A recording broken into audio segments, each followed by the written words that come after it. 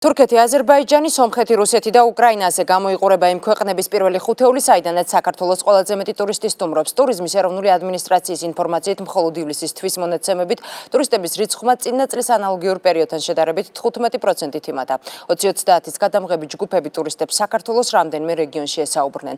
დეტალებს კი გიორგი მანჩავიძე კი ამბობთ.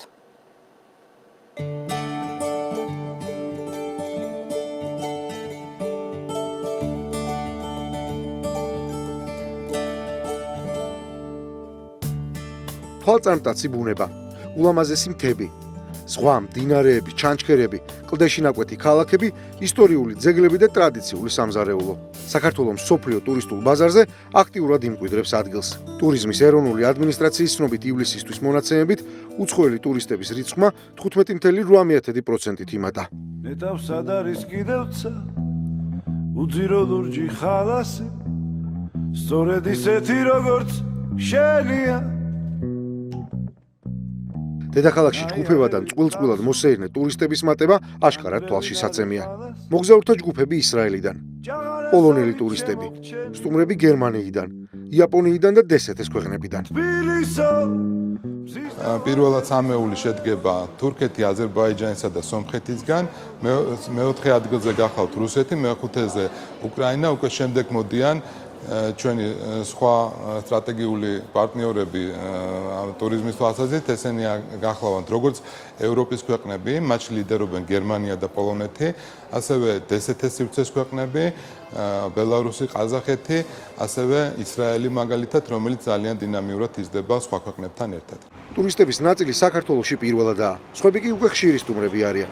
გენადი და ნინო მოსკოვიდან შულებთან ერთად ავტომანქანით ჩამოვიდნენ. რამდენიმე დღეს თბილისში გაატარებენ, შემდეგ კი ბათუმში გაემგზავრებიან.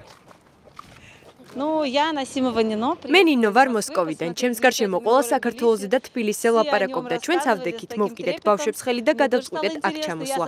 აქაურობა არაჩვეულებრივია. Приехали на машине. Проделали долгий путь. მოსკოვიდან მანქანით ჩამოვედით. 2000 კილომეტრი გავიარეთ და მინდა ვთქვა, რომ ეს გზა ამათ ღირდა. შესანიშნავი ხალხი, ბუნება, ულამაზესი ქვეყანაა. ვისურვებ, რომ კიდევ უფრო მეტი ხალხი ჩამოვიდეს ამ სილამაზის სანახავად. არ არსებობს საქართველოში გამორჩეულად საყვარელი ადგილი. აქ ყველაფერი განსაკუთრებული და ლამაზია. უკვე მესამედ ვსტუმრობ თქვენს ქვეყანას. ჩვენ პალესტინიდან ვართ. ამჟამად დუბაიში ვცხოვრობთ. ამჯერად მხოლოდ თბილისს ვესტუმრეთ. ძალიან ლამაზია აქაურობა. კიდევ ჩამოვალთ აუცილებლად საქართველოს სხვა ადგილების სანახავად. დედაქალაქის გარდა უცხოელი სტუმრების სიმრავლე საქართველოს ყველა ტურისტულად საინტერესო ქალაქსა თუ რეგიონში შეიმჩნევა. კახეთს უმეტესად ღვინის დასაგემოვნებლად და ისტორიული ძეგლების მოსანახულებლად სტუმრობენ. გართობისა და რუჯის მოყვარულები კი გეზს ზღვისკენ იღებენ.